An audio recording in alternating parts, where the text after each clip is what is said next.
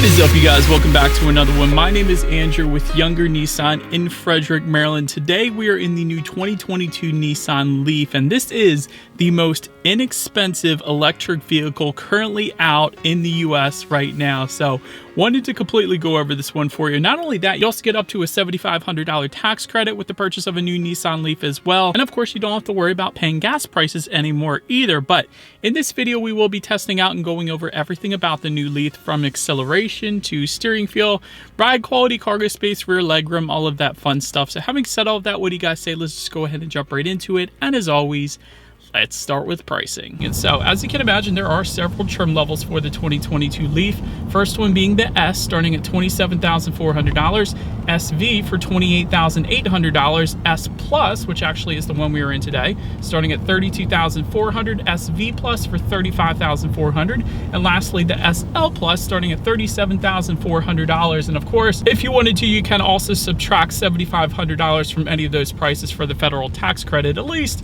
if you're here in the US. But to go along with all of those trim levels, there's actually two different power configurations. First, you have the 40 kilowatt lithium ion battery. That one is going to come with the non-plus trim levels. That puts out 147 horsepower, 236 pound-feet of torque, sent to the front wheel, 0 to 60, coming in at approximately 7.4 seconds.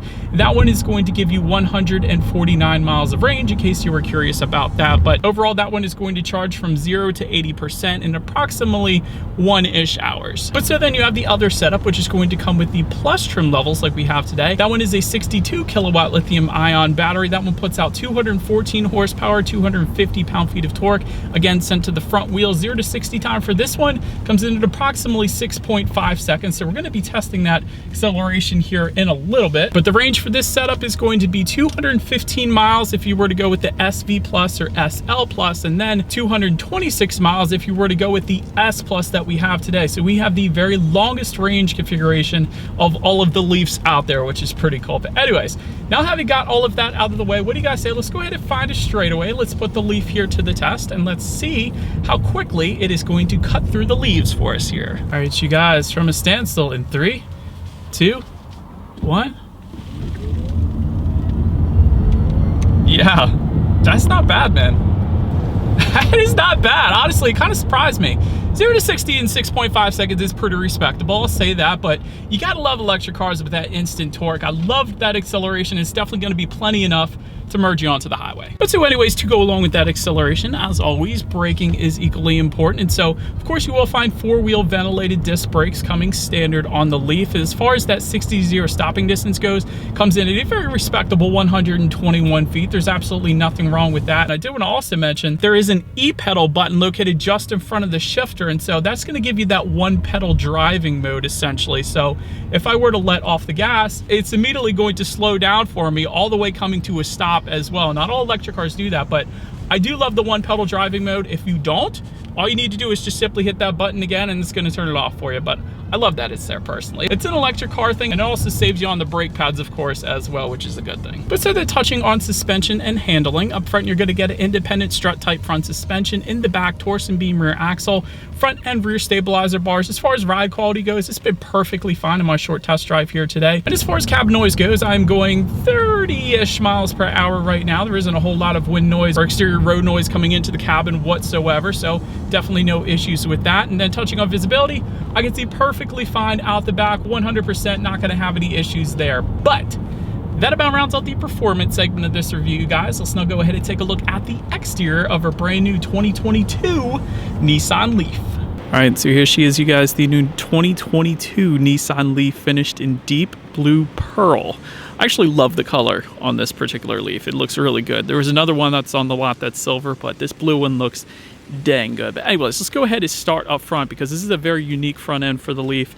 No front grille needed, of course, because this is an electric car, but look what they replaced it with. It's almost like there's 3D triangles found within that front grille. Hopefully you guys are able to see that, but it looks so dang cool up front. You almost have to get up close and the sun has to hit it in order for you to see that, but it looks pretty darn good. I like that little design there. Charging port is going to be located in the front here. There's actually a button by the driver's side lift company. Essentially just press that button and that's going to open up for you then, so that's pretty cool.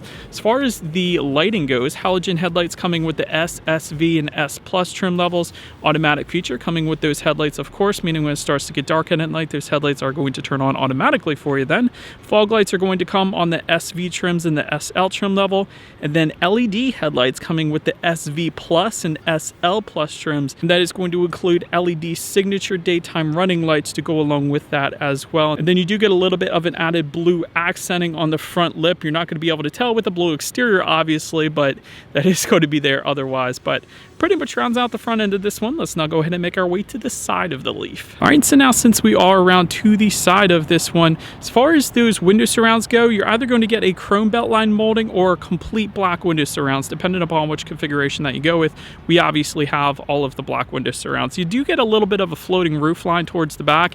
Actually, if I just show the back end of this car, it almost looks like a miniature Murano, just from that roof line and the taillight going on to the back end of the Leaf there, because it kind of looks like a little Murano. It looks pretty good. I like it. Chrome door handles can be found on the Leaf as well. When it comes to the side mirrors, they are body colored power adjustable side mirrors. They will be heated for the SV trims and the SL trim level, and you will get LED integrated turn signals within them if you were to go with the SV Plus or SL Plus trims. Then take a look down at the wheel configuration. 16-inch wheels with covers coming with the S trim level only. As far as the wheel design you're looking at right now, we do have 16-inch aluminum alloys, and that's going to come with the SV trim and the S Plus trim that we have here today. And then the other two being the SV Plus and SL Plus is going to get 17-inch machine finished aluminum alloy wheels. But overall, not a bad looking side profile. Like I said, it looks like a little mini Murano more or less in my opinion, but that about rounds out the side of this one. Let's now go ahead and make our way to the back. All right, so now since we are around to the back, all the way to the top, you guys can see there is a body colored shark fin antenna. Just below that, gloss black rear spoiler with an integrated brake light. Of course, you do have that rear window wiper as well. Got some zero emission badging found on the right side there, and just below that is where you're going to find the trim levels for each individual Leaf. So if you're ever on a Nissan lot, you're looking to see what trim level you're looking at, that is where you're going to find it essentially. There is a nice rear diffuser underneath of all of it as well, and of course you do have some blue accents towards the bottom portion. Again, you can't really tell because we have the blue exterior, but of course there is no exhaust outlet on the Leaf because it is not an internal combustion engine, it is an electric vehicle. So in this video, we're going to skip that exhaust outlet because it does not exist, and let's go ahead and make our way to the rear liftgate of this one now. All right, so now since we are around back of the Leaf, when it comes to opening that rear hatch, it is a manual liftgate, so simply just lift up underneath there, and that is going to open up for you. Once opened up, cargo capacity comes in at 23.6 cubic feet behind that second row. Of course, the rear seats do fold down. If you were to fold them down, that is going to bump that up to an even 30 cubic feet then. There is a cargo cover that is going to come standard on the SL Plus, and it's going to be optional then on some of the other trims. We don't have it there today, but in that cargo area, there is a little bit of cargo lighting, and there is a grocery bag hook is what I'm going to call it. But of course, you can also store your charging cables on that grocery bag hook, which is what you guys are kind of looking at right now. But anyway, let's go ahead now and make our way up to the rear legroom. That is going to come in at 33.5 inches. So for reference, I'm even 6 feet tall. This is how much space I had back there. There is no rear center armrest with cup holders, no rear ventilation, and with a car this size, you probably don't need that anyways, but there is dual USB charging ports, which I definitely am a big fan of, so rear passengers can stay charged up back there. But then making our way to the front seats, manually adjustable cloth seating coming with the S, SV, and S Plus trims, and that is what we have today. Heated front seats coming with the SV trims and the SL, 8-way power driver's seat with 2-way power lumbar for the SV Plus and SL Plus, leather seating coming then with the SL trim level only. And actually, the seats are pretty darn comfortable, I gotta be honest. Even though they're manually adjustable cloth seats, still plenty comfortable, so I had no issues finding my perfect driving position. I'll just put it that way. There's a tilt and telescoping steering wheel. It is then going to be heated for the SV trims and the SL, and it's actually a flat bottom steering wheel, surprisingly, as well. So I like the sporty design of that. But then making our way to the startup, let me start by showing you guys the key here.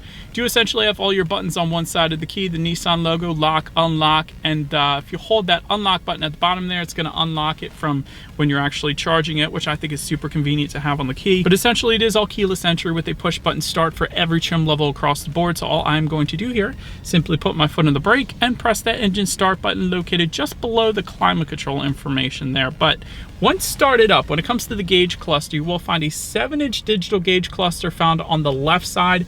And then you got your traditional speedometer in analog form on the right, but you can adjust what is on those digital gauges through the steering wheel mounted controls. Essentially, it's going to give you how many miles you have left until you run out of range. It's going to give you that not only in mileage form, but also in percentage form then as well. And you do have the outside temperature, what gear you're in, the basics, whether or not you have the e-pedal on or off. So pretty much everything you could possibly want up there. But then making our way to overall interior quality, there's an overhead sunglass holder that is going to come standard for all trim levels across the board. Automatic climate control is going to come with all trim levels as well, meaning you set a specific temperature and it is going to automatically hit that temperature for you. There is an auto dimming rear view mirror with HomeLink controls if you were to go with the SV Plus or SL Plus trim levels.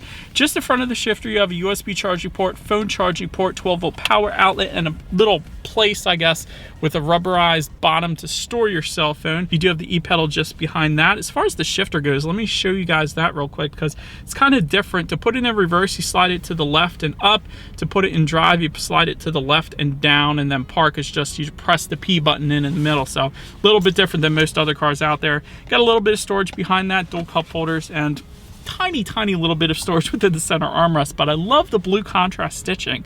I'll say that on the center armrest, and that's a very soft feel to it, and that's a good thing because that's where a driver's going to be placing their elbow for the most part. So overall, like I said, interior is pretty much to the point. But anyways, let's now go ahead and make our way to the infotainment screen. 8-inch color touchscreen display coming with all trim levels across the board. Bluetooth and audio streaming coming with that. Android Auto, Apple CarPlay as well. Factory navigation system is going to come with the SV trim levels and the SL. And overall, it was actually a very quick system. I'll put it that way. When you hit something on the touchscreen, it instantly changed. There was no lag whatsoever. So I was a big fan of that.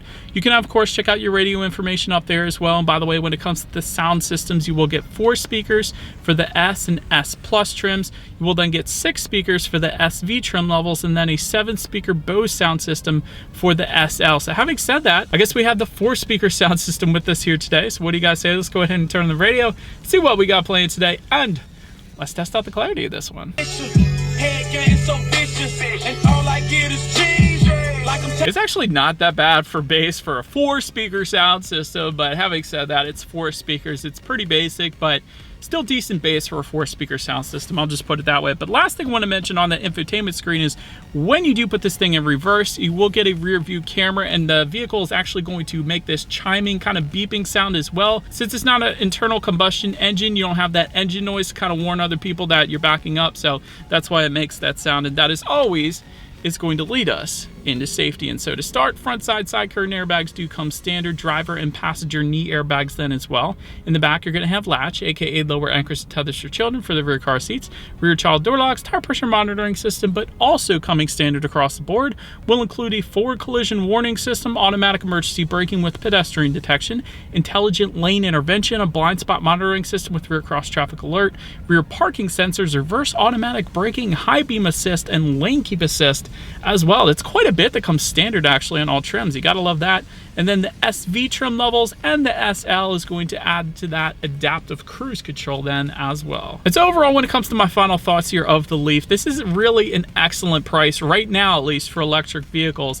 So it's very possible you can get this one for $19,900 if you include with that the $7,500 tax credit. So if you were to owe the government $7,500, and you take that into account, $19,900 is what you can get the S trim level for here. So that's pretty cool. Nice acceleration as well for the Plus trim level like we had today. So I certainly didn't mind that. Not going to have any issues emerging onto the highway. Like I said, double powertrain warranty as well. I always like to mention that at Younger Nissan here in Frederick. So that's always a good thing for peace of mind. If you're looking for an inexpensive electric car, this is the most inexpensive electric car that you can get right now today. And so, but that is about it for this one, you guys. Thank you so much for watching. Feel free to follow Younger Nissan on Instagram at the bottom of the screen there. Be sure to hit the subscribe and the bell notification button if you're into all of our dealership updates, as well as new car reviews like this one. We do appreciate you guys watching more than you know. We will see you guys in the next video.